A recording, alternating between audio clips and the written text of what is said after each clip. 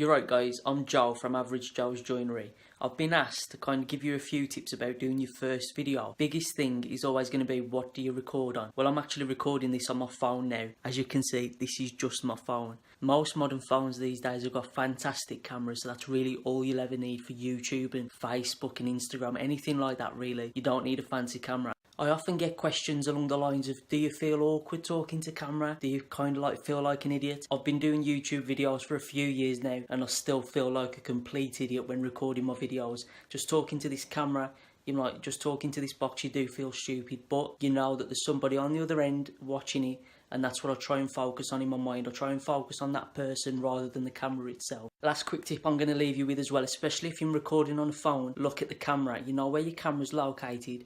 If you look off at the screen to look at yourself like I'm doing now, it puts the viewer off. So make sure you keep your eye contact with the camera. It can be difficult.